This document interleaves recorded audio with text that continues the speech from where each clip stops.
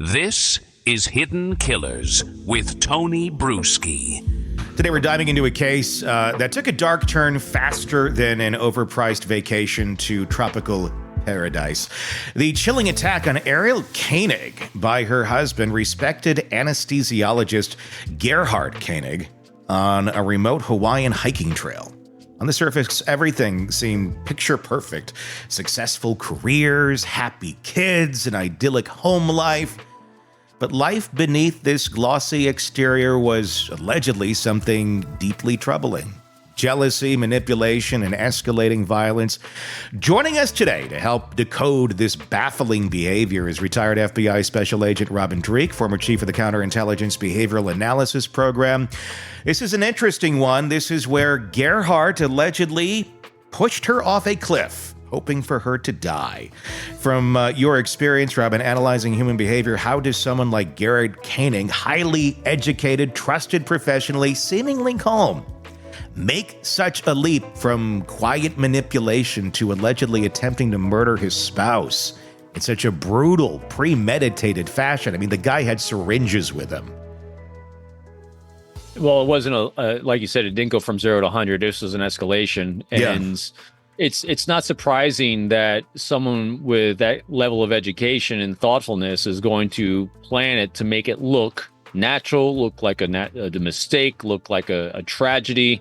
Interesting, he had syringes with him that we don't know what was in those syringes. But, you know, when I saw syringes, like, that makes sense, because any case that we cover that has involved a medical professional in some way, there's been some degree of poison that they've tried to use during the conduct of that case. And so him having syringes with him, I'd love to find out what he had in those syringes, thinking that it wouldn't show up in a medical examiner's report if he planned on using them. Yeah, wouldn't show up in a medical examiner's report, but you're trying to push her off the cliff. I mean, it's interesting. It's almost like he had like an insurance policy with the syringes, or so he thought.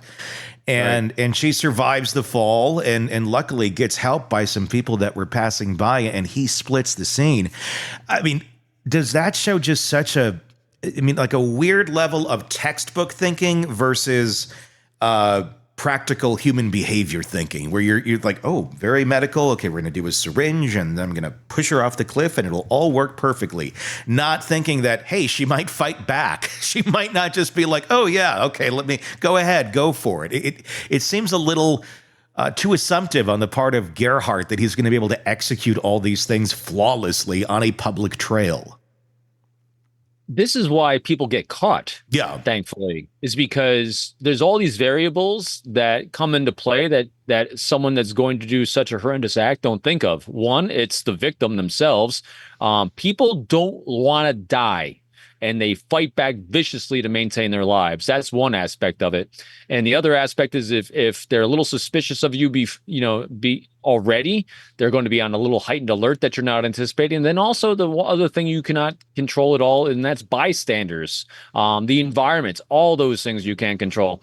So the idea that he might have had in his world, because again, here's a doctor, and when you're a doctor, you might be thinking of a sterile environment. Mm-hmm. But the environment of working in the world is not a sterile environment. So he's thinking, push her off a cliff to ensure that she dies. I'll inject this in her body just to make sure she's gone. Or like you said, maybe beforehand. I'm thinking probably after the fact. If the fall didn't kill her, he'd make sure that she was gone. It's an assumption he can get down there, though, too. I mean, in his mind, like, I'm wondering what he was thinking with the syringes. I really, like, how is this part going to work? Odd one, isn't it? Yeah. Like, are you, like, pushing her and then jabbing her with the syringe at that moment?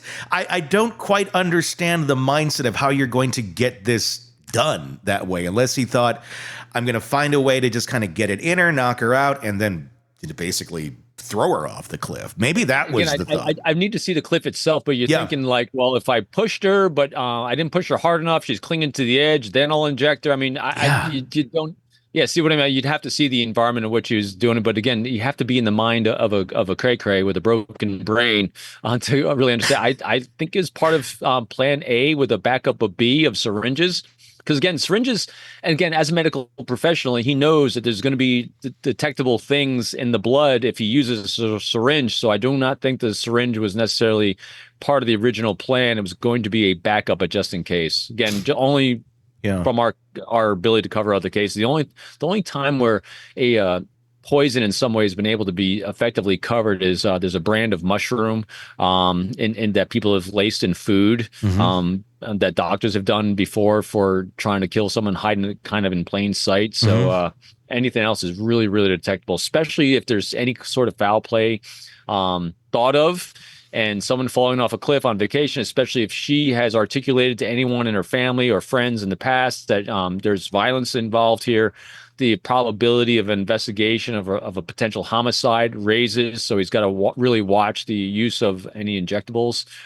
See what I mean? So there's a lot of variables. I don't know if he was considering or not, moron. Well, it makes you wonder what else are they going to find here? They obviously found his stuff, and they found the syringes.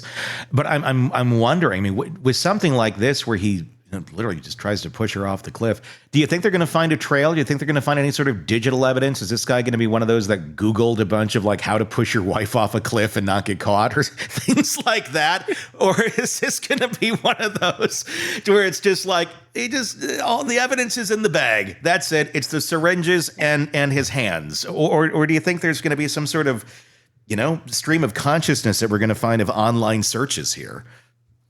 Probably. I mean, I hate laughing about this stuff, but it's, all I'm thinking now is like Koberger, did he buy this, here he is a medical doctor, but he bought the syringes on Amazon. Yeah.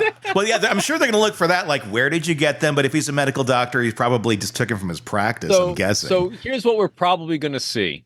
We're probably going to see a spike in behavior of an escalation from what he was doing in his life and online searches and social media and things like that. And all of a sudden, there's going to be this moment when he starts doing really stupid, weird things that are coinciding with his trip coming up that they're going to be able to zero in on. I mean, just the probability of that is really, really high because for some reason, whether you're super educated or not, we keep seeing this in cases.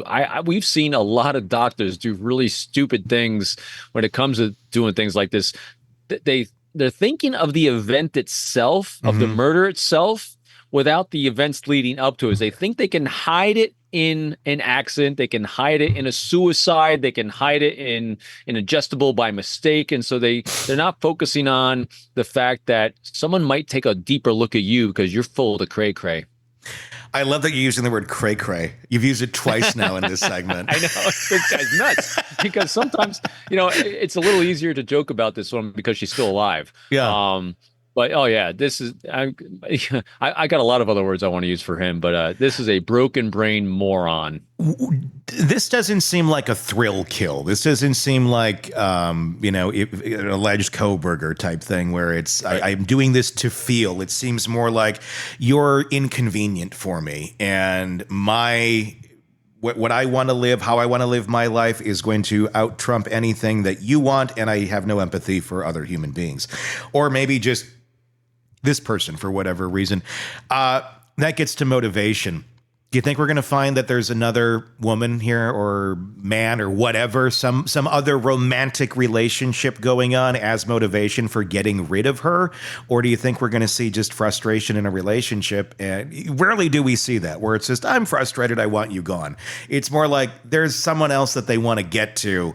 And not have this person over here that's going to cause issues with child support or anything like that.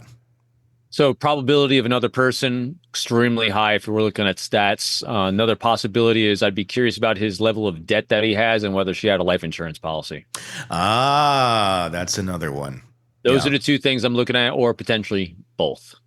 Yeah, it does make you wonder. I mean, that'd be an area I'm sure they're looking at to try and figure out what the motivation is here. I mean, not that you have to prove motivation, but it certainly would make a lot more sense. But people generally, especially since he didn't have a criminal record, he had an escalation of violence and being angry as reported. She put a restraining order against him after the fact, obviously.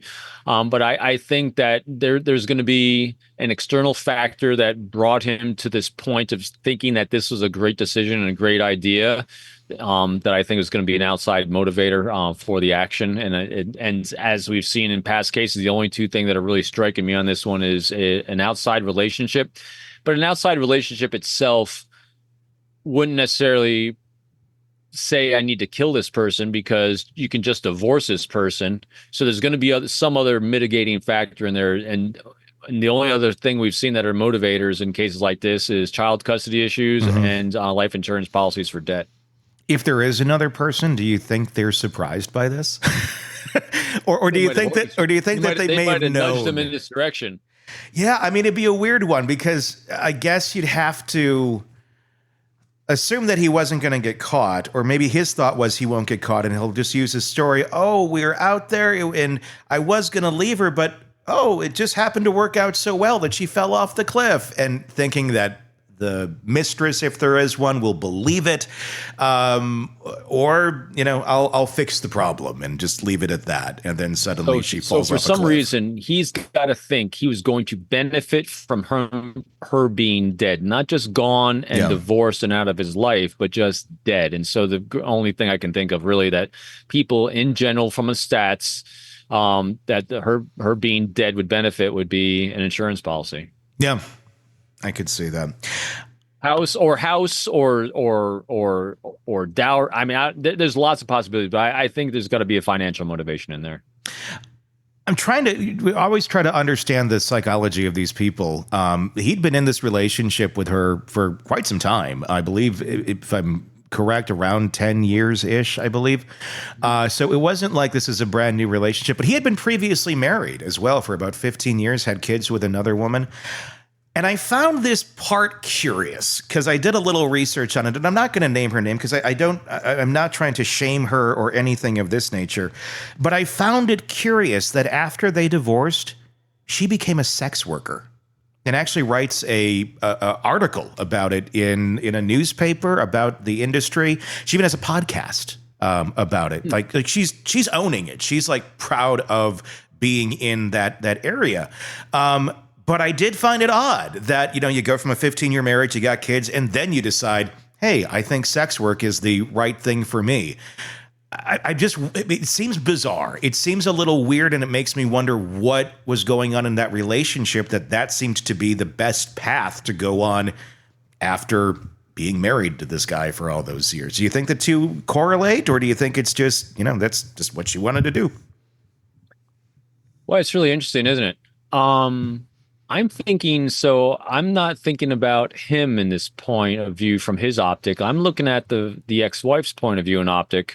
So you don't go from zero to sex worker. You go, as part of her life arc and the behaviors that are acceptable and normal and healthy to her and her point of view, and that she was acting in what she thought was her own best interest. But it goes to the point also of the type of men she chooses to have in her life. Yeah. And he was one of them. Mm-hmm. And so I think it's a pattern of behavior that I think her choice to be with him and married to him for a period of time says a lot about who he is and the type of man he was to her, looking at the type of men that she's attracted to. Mm-hmm. Yeah, so, I mean, it really makes you... Yeah, so... It's a weird, incongruent piece of the puzzle that's like, huh? So what's interesting is it's not incongruent. We just have you're right. It's not. But we just have to discover what that congruency is. Compared to other cases, it's incongruent. Not that other cases matter here. It's just so it's like they're doing what? Well, it's not normal healthy behavior. No. But it's their normal and they're healthy. And so again, if you're looking, I'm just looking at her, boy, it's really interesting that the pattern behavior, I would love to know more about her background, her motivations. In other words, asking that key critical question, what was that spark all those years ago that inspired you to be who you are today, making the choices you're making? Kind of seeing her life arc and then asking her that question of him.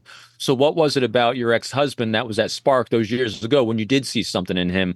What attracted you to him? What behaviors did he have? What kind of lifestyle did he have? What attracted you to him? And what changed during that time period that you said this is no longer healthy for me, and you moved away from that and into the area of being a sex worker full time? Because now here's someone who's not trafficked into it, apparently, but was actually made a choice into it, which again is an extremely low percentage of people that do. So I'd be very interested in that, because actually her choice and decisions would tell us a lot about who he is as well. The latest true crime stories, expert breakdowns, and shocking twists, all in one place. Press subscribe now to the Hidden Killers podcast and True Crime Today.